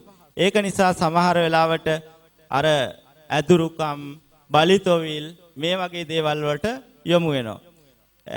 ඒ තුලනුත් අපේ සාම්ප්‍රදායික ඔය ක්‍රියාකාරකම් සාම්ප්‍රදායික වෙන බලිතොවිල් යාතු කර්ම වගේ දේවල් වලින් අපි සුවයක් ලබනවා තමයි. ඒක අපේ ජීවිතයට සදාකාලික මානසික සුවයක් ගෙන දෙන දෙයක් නෙවෙයි. ටික කලකින් ආපහු බිඳ වැටෙන්න පුළුවන්. ඒක නිසා දරුවන්ගේ මනස සුවපත් කරන්න ඇත්තටම ක්‍රියාවලියක් අපේ රටට ඕන වෙලා තියෙනවා අපේ හාමුදුරනේ. ඒක අපේ රටේ ඉහළ ඉඳලම හොඳින් තේරුම් ගත්ත ක්‍රියාපටිපාටියක් අපේ දරුවන් මේ අධ්‍යාපන ක්ෂේත්‍රයට එක්විය යුතුයි කියලා දැන් තේරුම් අරන් තියෙනවා. ඒක නිසා ක්‍රියාකාරී අධ්‍යාපනයකට යන්න දැන් මම්පෙත් සකස් කරමින් පවතින බව අපට අහන්න දකින්න ලැබෙනවා. එහෙම හාමුදුරනේ. ඔව්. ඉතින් ඒ විදිහට අපි කතා කරද්දී ඔබතුමාගේ විග්‍රහය ඇතුලේ අපිට තේරුනේ දැන් වාසනාවකට අපි පැවිදි වුවත් අපේ කුඩා කාලය ගත කරන්න අපිට ලැබුණේ අපේ හාමුදුරනේ ඔය කිව්ව ළමා කාලයත් එක්ක. ඒ කියන්නේ හැබැයි ළමා කාලයක්. ඒ කියන්නේ අපේ කුඩා කාලේ අපිට තිබුණු ලොකුම වටිනා වස්තුව තමයි ටයර් එක. පුංචි ළමයි හරි ආස කරපු ආදරය කරපු දෙයක් ටයර් එක. ඊළඟට ජීවිතේ බැලන්ස් එක තිබුණේ ළමයා තුල මං හිතන්නේ මේ ටයර් එක ලී කෑල්ලක් ඇතුළට දාගෙන ඕන දුරක් යන්න පුළුවන්. ටයර් එක පැදගෙන යන්න පුළුවන්. ඉතින් මේ මිනිස්සු තුල තිබුණානේ මේ හිතවත්කම් හරියට තිබුණා. තමන්ගේකම් හරියට තිබුණා. අපිට මතකයි ඒ අපේ පුංචි කාලවල ගෙදරක ඔය ආහාරයක් විශේෂ හැදුවත් අපි උදාහරණයක් විදිහට මේ ආප්ප වගේ ආහාරයක් අපි අරගෙන බලමු. උදේට ආප්ප තම්බුව දැන් අද කාලේ නම් මේ ශනික ආහාර වර්ග තියෙනවා. ඔබ දෙපළකින්ම කියවෙච්ච පරිදි. ඉතින් මේ ශනික ආහාර වර්ග ශනිකව අපිට නිර්මාණ කරන්න පුළුවන්. ඉස්සරහා ගෙදරක ආප්ප තම්බනවා කියන්නේ මේක හරි මංගල්‍යයක් වගේ පිටි කොටාගෙන ගහක කෙහෙල් කෙනක් වැටෙනම ඕක ඉදෝගෙන. ඉතින් අපි හරි සතුටින් ඉන්නවා ආප්ප තම්බනවා හෙට කියලා. කෙහෙල් කෙනක් වැටෙන්නත් ඕන. ඔය ඔක්කොම නිකන් අර කන කැස් බෑවා වියසිතුරින් හඳ දකින්නවා කියන වගේ හඳ තියෙන්නත් ඕන කැස් බෑව උඩ එන්නත් ඕන වගේ කෙහෙල් කෙනක් එන්නත් ඕනේ. ඒක ඉදෙන්නත් ඕනේ. අම්මර තාත්තර වැඩක් නැති වෙන්නත් ඕනේ. ඒකට හරියන දවසක් එන්නත් ඕනේ. ඉතින් අපේ වැඩේ අපි උදේ ඉඳලා අපේ හඳුනේ මේ ඔය ආප බෙදා හැරීම තමයි පාන්දර පාමාරේ ඉඳලා ටිකක් තම්බනවා කෙසෙල් ගෙඩි 3-4ක් තියෙනවා. ඒක නැන්දලා ගෙදරට. අරක බාප්පලා ගෙදරට. මන් දන්නේ ආද මිනිස්සු කෑමක් බෙදාගෙන කාපු කාලයක් තියෙනවද කියලා. කොස් ගෙඩියක් කැපුවොත් එහෙම කපලා පොළු ගහලා බෙදාගෙන යන සංස්කෘතියක් තිබුණේ. ආහාර බෙදාගෙන යන සංස්කෘතිය. ගෙදරක ආහාරයක් ඇදුවා. මං හිතන්නේ මේ නිරෝගීකම ගැන කතා කරද්දී මං හිතන්නේ තනිව කාලා අපේ හාමුදුරු කිව්වා වගේ අර රස තෘෂ්ණාව ඇතුලේ තනිව කාලා තනිව ලෙඩවල් හදන් තනිව තමන්ගේ ලෝකවල තාප්ප ගේට්ටු දාගෙන විඳවන යුගයක තමයි අපි ඉන්නේ. අපේ හාමුදුරනේ අපිට තව වටයක් කතා කරන්න පුළුවන්කම තියෙනවා. ඒ කියන්නේ විනාඩි 20ක් විතර අපිට වැඩසටහනට තව තිබෙනවා. අපේ හාමුදුරනේ මම ඔබ වහන්සේගෙන් මම මේකයි කියලා ප්‍රශ්නයක් අහන්නේ නැහැ. මම මේ කිව් කතා ටිකත් එක්ක අපේ හාමුදුරන්ට කැමැති තැනකින් පටන් ගන්න පුළුවන්. අපේ ළමා කාලයත් ඒ වගේම ධර්මයත් මේ දෙක ගලපගෙන. ඔය ඇත්තටම අපි ආචාර්යතුමා පැහැදිලි කරපු තැනදී මට ඒ කියනකොට මතක් වුණා මේ ළමයින්ට දෙන අධ්‍යාපනය තුළ සහ අද ජීවන රටාව තුළ මේ අධ්‍යාපනය තුළ තිබෙන කරුණ මම කියන්නම් පැහැදිලිවම මේක. ලංකාවේ අධ්‍යාපනය තුළ ලංකාවේ නෙමෙයි බොහෝ විට ලෝකයේද කියලාත් අපිට කියන්න බෑ. සමහර රටවල් නම් ගොඩක් ඉස්සරහට ගිහින් තියෙනවා. ලංකාවේ අධ්‍යාපනය තුළ අධ්‍යාපනයේ පරිසාධන මට්ටමින් 25%යි විශ්වවිද්‍යාලයෙන් උපාධියක් අරගෙන එළියට එන දරුවත් ලබා ගන්න. 25%යි. මොකක්ද අධ්‍යාපනයේ පරිසාධන මට්ටම? සුබසිත ළඟා කරන කරුණු 38ක් මංගල සූත්‍රයේ තියෙනවා. මංගල සූත්‍රයේදී බුදුන් වහන්සේ දේශනා කරනවා බාහු සච්ඡංච සිප්පංච විනයෝච සුසික්කිතෝ සුභාසිතාච යාවාචා ඒතම් මංගල මුත්තම. මෙන්න මෙතන තමයි අධ්‍යාපනයේ 100% සාර්ථකත්වය පැහැදිලි කරන්නේ කරුණු 4ක් කියලා අපි ගමු. මෙතනදී බාහු සච්ච කියලා කියන්නේ දැනුම knowledge කියලා දැන් කියන විෂයන් 9ක් 10ක් ආදී වශයෙන් උසස් පෙළට 3ක් ඊට පස්සේ විශ්වවිද්‍යාලෙ ගිහිල්ලා සාමාන්‍ය වේදී විශේෂ වේදී පශ්චාත් උපාධි මේ ඔක්කොගෙම දෙන්නේ මහාචාර්ය කෙනෙක් වුණත් එයාට තියෙන්නේ knowledge කියන එක එහෙම නැත්නම් දැනුම කියන එක බාහු සත්‍යතාවය. හැබැයි එයා 125යි ළඟා කරගෙන තියෙනවා. එහෙනම් සිප්පංච කියන එක නියෝජනය කරන්න අපේ රටේ තිබුණා සිව්සැට කලා. සිව්සැට කලා කියලා පොතක් වෙනම තියෙනවා. කැමති අය හොයාගෙන කියවන්න විශ්වවිද්‍යාල පුස්තකාලවල සහ ලේඛනාරක්ෂකෙත් ඇති මේක. අවුරුදු 60කට විතර කලින් ලියපු පොතක්. එතකොට සිව්සැට කලාවල තියෙනවා මේ දැනුම ඉක්මවා ගියපු කලා 64ක්. මේ තුල බොහෝ දේ තියෙනවා. එහෙනම් ශිල්පීය දක්ෂතාවය දැන් සමහර ළමයි අපිට පේනවා ශිෂ්‍යත්ව පන්තියට ඇදගෙන යනවා අම්මා විසින් තාත්තා විසින්. මේ ළමයා මහතයි. එක වසරේ ඉන්නකොට කණ්ණාඩි දානවා. සමහර ළමයින්ට අවුරුදු 17යි 18යි සීනි තියෙනවා. මම මේ දැක්ක ඊයේ එක්තරා ඊටාම අවාසනාවන්ත සිද්ධියක් ගුරුතුමියක් මිය ගිහින් තිබුණා අවුරුදු 20 ගානයි heart attack හදවත් රෝග. එතකොට මීට සති දෙකකට කලින් නීතිඥ මහත්මියෙක් මිය ගියා අවුරුදු 35යි ඒත් හදවත් රෝගයක්. අහලවත් තිබුණේ නෑ අපි. මීට අවුරුදු 10කට විතර කලින් විද්වතුන් කිව්වා වියතුන් කිව්වා දෙමව්පියන් සිටියදී දරුවන් මිය යන යුගයක් 2040 වෙද්දි ලංකාවේ එනමයි. දැන් හරි ඒක. දෙමව්පියන් ඉද්දි දරුවෝ මැරෙනවා. මේ මොකද? අර ශිල්පීය දක්ෂතාවය තුල හිටියනම් ඉස්සර අපේ රටේ හැම කෙනෙක්ම සටන් කලාවක් ඉගෙන ගත්තා. මම කියන්නේ දැන් මේ පාසල් යන දරුවෝ සියලු දෙනා ගැහැණු පිරිමේන්දයක් නැතුව ආත්මාරක්ෂක සටන් කලාවකට යොමු කළ යුතුමයි. ශිල්පීය දක්ෂතාවය එන්න ඕන. එතකොට තමයි මේ මොළේ නියුරෝන ශෛල වර්ධනයට අවශ්‍ය කරන විදියට බොහෝම පැහැදිලිව ඒවා සංවර්ධනය වෙන විදියට ශක්තිමත් වෙන විදියට පැහැදිලිවම ලේ ගමන සිද්ධ වෙලා සියලුම අංගෝපාංග ක්‍රියාත්මක වෙලා ශරීරේ හොඳට මිනිස්යාගේ මේ ප්‍රතිශක්තිකරණ පද්ධතිය ශක්තිමත් වෙන්නේ ක්‍රීඩාවක් මගින්. සටන් කලාවකට ක්‍රීඩාවකට යොමු කරන්න ඕනේ. දුවන්න ළමයා යවන්නේ නැහැ විභාගයේ විෂයන් 9ක් තියෙනවා කියලා. මේ ඊළඟට වොලිබෝල් සෙල්ලම් කරන්න නැත්නම් අත්පන්දු ක්‍රීඩා කරන්න ළමයා යවන්නේ නැහැ. ළමයාට දැන් ක්ලාස් එකක් තියෙනවා. මොකක්ද වෙන්නේ? ළමයා ඒ 9ක් අරගෙන O level පාස් වෙනවා. හැබැයි අවුරුදු 40ට කලින් අර 3 in 1 කියන පැකේජ් එක හම්බ වෙනවා. මොකක්ද? දියවැඩියාව, ප්‍රෙෂර්, කොලෙස්ටරෝල්. මේ තුනම හම්බ වෙනවා. හැබැයි අතීත වැඩිහිටියෝ අපි දන්නවා මේ ගම්වල අවුරුදු 60ක් 55ක් වෙලත් මේ සමහර අම්මලා කිලෝ 40 වීමිටිය ඔළුව උඩ තිබ්බොත් ඕන දුරක් අරන් යනවා. ඒ තරම් නිරෝගී. ඒ අය මේ මහන්සි වෙලා කය වැඩ කරලා තියෙනවා. ඒ වගේම හිත ශක්තිමත් දරා ගැනීම හැකියාව තියෙනවා. ඒ වගේම හොඳ ආහාර අරගෙන තියෙනවා. ඒ වගේම අර හාමුදුරුවෝ කිව්වා වගේ සමාජය තුල අන්‍යෝන්‍ය සුහදත්වය, ධාර්මික ප්‍රීති සුඛය. ඒ කියන්නේ තමන් විතරක් කාලා සතුටු වෙන්නේ නැහැ. හැමෝන්ටම සලකනවා. ඒ වගේම සුහදත්වයෙන් සාමූහිකව වැඩ කරනවා. මනස නිරවුල් නිරෝගී. මේ අයගේ හිත හරි හොඳයි. හරිම සාන්තයි. හරිම ධාර්මිකයි. මේ ඇත්තෝ මුළු ලෝකයේත් එක්කම මෛත්‍රී සහගත චේතසා නැත්නම් මෙත්තා සහගතේන චේතසා විහෙරති කියන විදිහට දස දිසාවට මෙත්සිත පතුරවන ක්‍රමය ක්‍රියාව තුලින් දක්වමින් තමයි ජීවත් වුනේ. දැන් කර්ණීයමෙත සූත්‍රයේ දක්වනවා කරුණු 15ක් මෛත්‍රී වඩන කෙනා තුල ගොඩනැගිය යුතු. දැන් මේක වෙලාවක් නෙවෙයි ඒ තරම් කරුණු කියන්නේ. එතකොට ඒ 15 තමා තුල ක්‍රියාත්මක කරනකොට සක්කෝ උජු සෝජු ආදී වශයෙන් මෙයා තුල හටගන්නවා නිදුක් බව, නිරෝගී බව, සුවපත් බව. නිදුක් බව, නිරෝගී බව, සුවපත් බව. නිදුක් බව, නිරෝගී බව, සුවපත් බව තමා තුල උපදවාගත්ත කෙනා. පැහැදිලිවම අන් අයටත් මා උපදවාගත් නිදුක් බව, නිරෝගී බව, සුවපත් බව උදා වේවා කියලා පතනවා. අන්න එයා තුල කරුණාව උපදිනවා. කොහොමද? අනුන්ට දුකක් කරදරයක් උපදින වෙලාවට මෙයා පිහිට වෙනවා. එතකොට දැන් අපි දන්නවා චීනේ සමහර ළමයින්ට ඇස් අරන් ගියේ ලංකාවේ. මොකද හේතුව වැඩිම ලේ දන් දෙන ඇස් දන් දෙන රට අපි. දැන් මේවා කියන්නේ නෑ අපේ රට මාද්‍රව්‍ය වලින් එක වුණා කියනවා. අරව මේවා බලලා එක වුණා කියනවා. හැබැයි ලෝකේ වැඩිම ලේ දන් දෙන වකුගඩු දන් දෙන ඇස් දන් දෙන රට අපි. චීනේ කෝටි 135කට වඩා වැඩි මිලියන 1350ක් ජනගහනය හිටියට පුංචි දරුවෙකුට ඇස් දෙකක් ඕන වෙලා මේ කෝටි දෙකක් නැත්තම් මිලියන 20ක් ඉන්න අපේ රටෙන් තමයි ඒ ඇස් දෙක අරන්. ඒ තරම් අපි පරිත්‍යාගශීලී ජාතියක්. එක්තරා ආණ්ඩුකාරයෙක් කියනවා ජයශ්‍රී මහ බෝධිය ළඟ තිබුණ පින් කැටේ පිරිලා ඉතිරිලා ගිහිල්ලා 4 දිනකට උස්සන්න බැරි තරම් කාසි තිබුණා. මේක කිසිම මුරකරුවෙක් නැතුව දින ගණනක් ජයශ්‍රී මහ බෝධිය ඉස්සරහා තිබුණා. ඔහු කියනවා එංගලන්තේ එහෙම මෙහෙම තිබුණා නම් ඒක එක පැය දෙකක් තියාගන්න බෑ හොරු ගන්නවා කියලා. එතකොට ඉස්සර එංගලන්තේ හොරු ඉඳලා අපේ රටේ බෝසත්තුරු හිටියා. දැන් එංගලන්තේ බෝසත්තුරු ඉන්නවද දන්නේ නැහැ. හැබැයි අපේ රටේ හොරු ඉන්නවා. ඒක තමයි වෙනස. ඉතින් ඒ අනුව බැලුවම අපිට පේනවා අපේ චර්යා ධර්ම පද්ධතිය පිරිහීම. ඒ කියන්නේ සීලය පිරිහීම කයේ පිරිහීමට හේතු වෙලා. සීලයෙන් කය වචන දෙක සංවර කරන්නේ. සීලය පිරිහුණා කියලා කියන්නේ කය වචන දෙක දුර්වල වෙනවා. එහෙනම් අපේ රූපයන් අපේ කය දුර්වල වෙනවා ලෙඩ වෙනවා. ඊළඟට අපේ සමාධිය පිරිහුණා.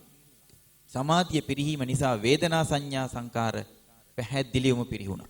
අපේ ප්‍රඥාව පිරිහුණා. ඒ නිසා විඥානෙ පිරිහුණා. මේ නිසා නාම රූප පිරිහීම නිරෝගීකම නැති වෙලා රෝගී සමාජයක් බිහිවීමට හේතු වුණ බවත්. සීල සමාධි ප්‍රඥා වර්ධනයෙන් දාන සීල භාවනා වර්ධනයෙන් කායික මානසික නිරෝගීතාව යලි පුනර්ජීවනය කළ හැකි බවත් අපේ පැහැදිලි අදහස. ඔව් අපේ හාමුදුරුවෝ පැහැදිලි කරන කාරණා ටිකත් එක්ක අපි වැඩසටහනේ අවසානයේට තමයි ක්‍රමක්‍රමයෙන් ළඟා වෙමින් සිටින්නේ. දැන් අපිට පින්වතුනි පැහැදිලි වෙනවා අද ඇඹිලිපිටිය තෝරගල ශ්‍රී සුධර්මාරාම විහාරස්ථානයේ සිට මේ ගෙනෙනු ලබන පෝදා විකාශයේ TNL ධර්ම ප්‍රදීපය ධර්ම සාකච්ඡාවටයි ඔබ එකතු වෙලා ඉන්නේ.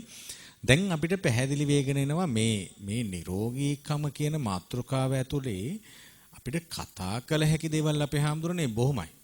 මේක හරියට මුතු පොටක මුතු හෝ දන්වැලක දන්වැල් පුරුක් වගේ අපි මතු කරද්දී එකින් එකට අපේ හාමුදුරනේ සම්බන්ධයි. සීලයත් එක්ක, කරුණාවත් එක්ක, ඇවතුම් පැවතුම් එක්ක මේ ඔක්කොම දේවල් එක්ක සම්බන්ධයි. මට හිතෙනවා මිනිස්සු ගොඩාක් දේවල් අතෑරලා ගොඩාක් ලොකු ලෙඩ ගොඩක් දාගෙන මිනිස්සු ජීවත් වෙන යුගයකයි අපි ඉන්නේ කියලා මට හිතෙනවා.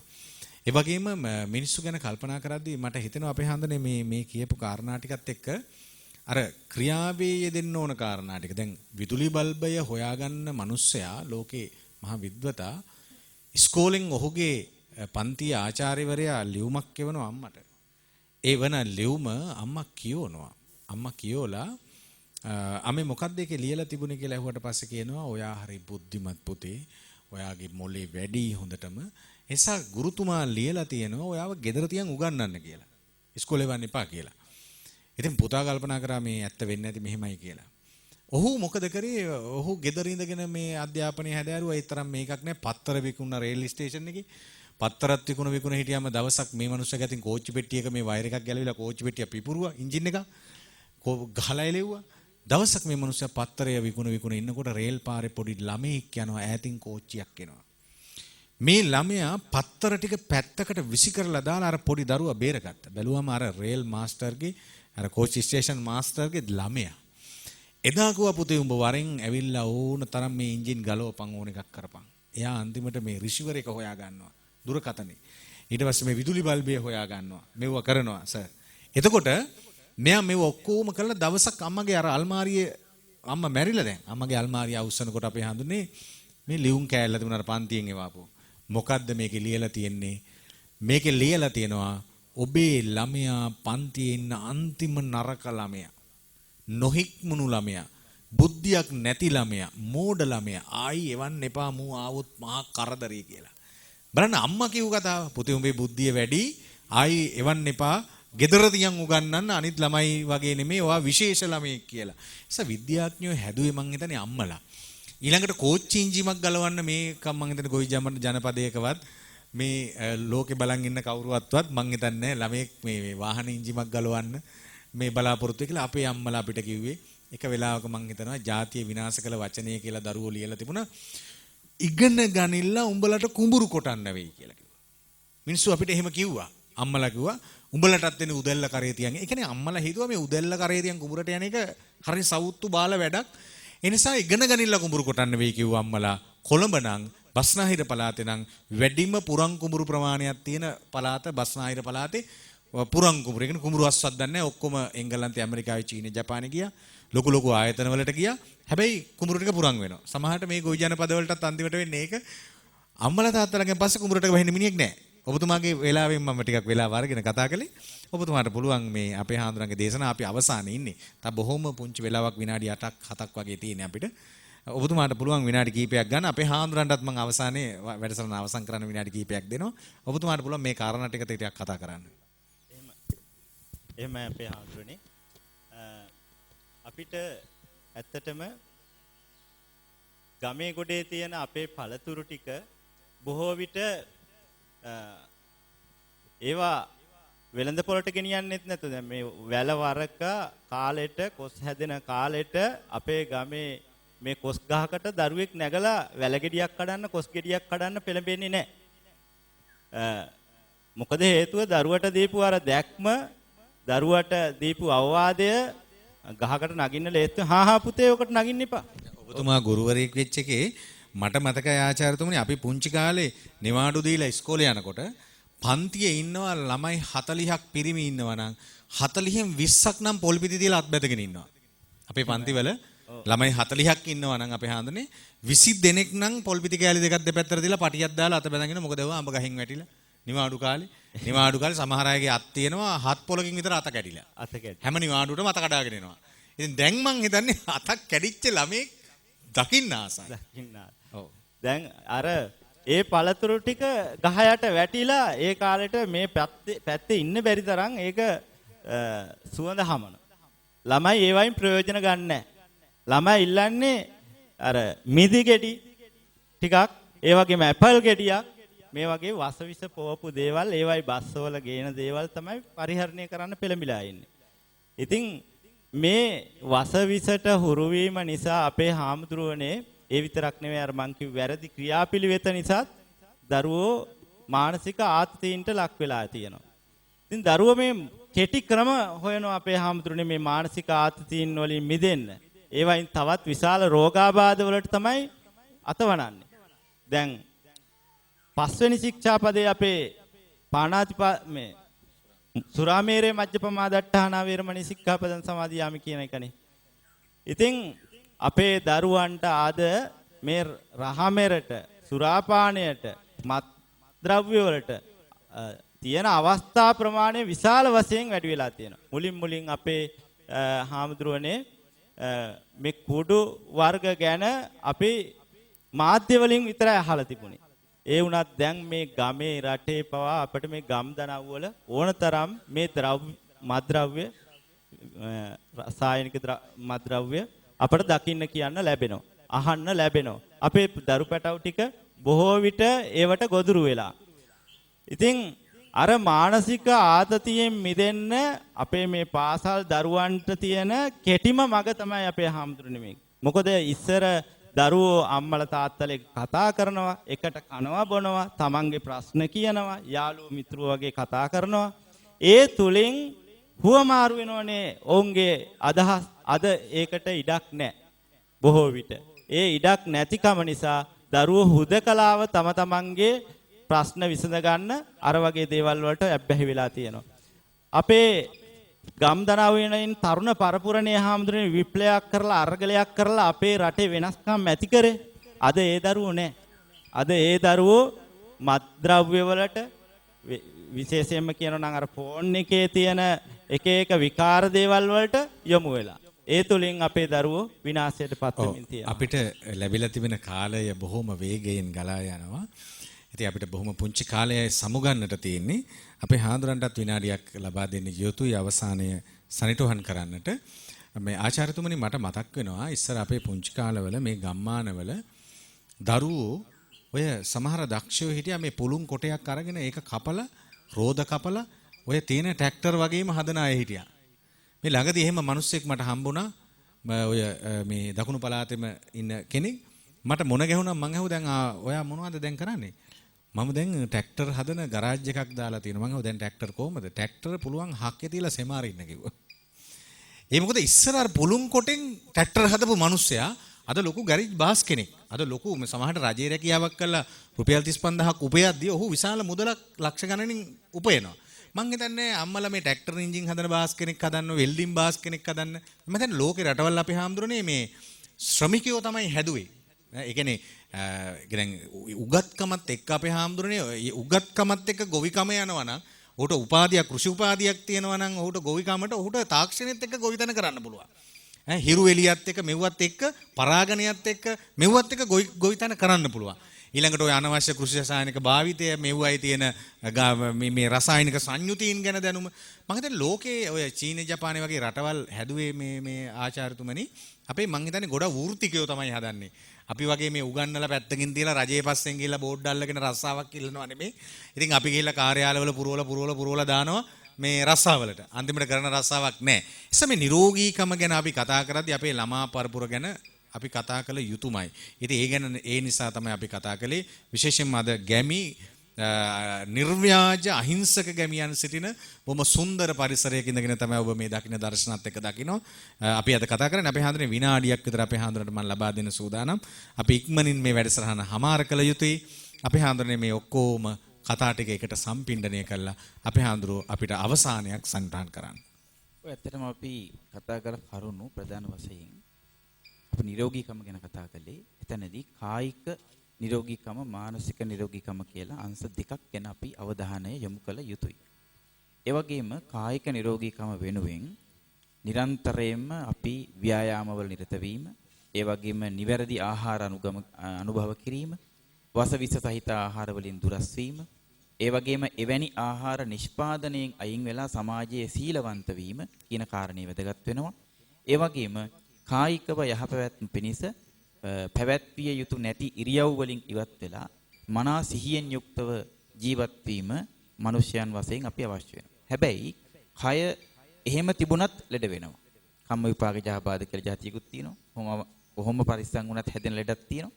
ඒ නිසා එවැනි කුමන හෝ රෝගයක් හැදුනොත් අපි පැහැදිලිවම මානසික නිරෝගීතාව හදාගෙන ඉන්න කෙනෙක් අර නකුල පිතා සූත්‍රයේ දක්වලා තියෙනවා වගේ කොයි වෙලාවකවත් රූප වේදනා සංඥා සංකාර විඥාන කියන මේ නාම රූපයන්ගේ ඇතිවෙන විකලතාවයක් බලාපොරොත්තු කඩවීමක් බිඳ වැටීමක් ඇති වෙච්ච අවස්ථාවක එයින් තැති නොගෙන අගතිතෝ අමුච්චිතෝ අනජ්ජාපන්නෝ ආදීනව දස්සාවේ නිස්සරණ පඤ්ඤෝ පරිබුඤ්ජති කින ආකාරයට ලෝකයේ තුල ජීවත් වෙමින් කිසිම වෙලාවක මනසින් බිඳ වැටෙන්න උත්සාහ කරන්නේ නැතුව මානසික නිරෝගීතාව රැකගෙන සීල සමාධි ප්‍රඥා දාන සීල භාවනා කියන ත්‍රිශික්ෂා ත්‍රිවිධ පුණ්‍ය ක්‍රියා තුල නිරත වන්නේ නම් නිරෝගීකම කියන එක මිනිස්යන්ට අනිවාර්යයෙන්ම ලබන්න පුළුවන් තත්වයක් කියන එකයි මෙහි සාරාංශය. එහි අපේ හැඳුනනේ. අපි අද වැඩසටහන හමාර කරනවා.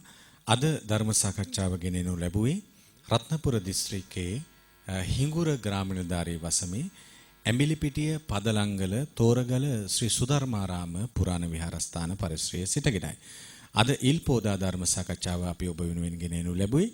විශේෂයෙන්ම අපි සිහිපත් කළ යුතුමයි විහාරාධිපති විචිත්‍ර ධර්ම කතික කුඹුරුගමුවේ ඥානරතන මහා ස්වාමීන්ද්‍රයන් වහන්සේගේ අවවාද අනුශාසනා ඇතුව දායක සභාවේ පූර්ණ සහයෝගයේ දායකත්වයේ ඇතුවයි ටීනෙල් රූපවාහිනිය පෝදා ධර්ම ප්‍රදීපය ඉල්පෝදා සජීවී විකාශය ඔබ වෙත ගෙනෙනු ලබන්නේ.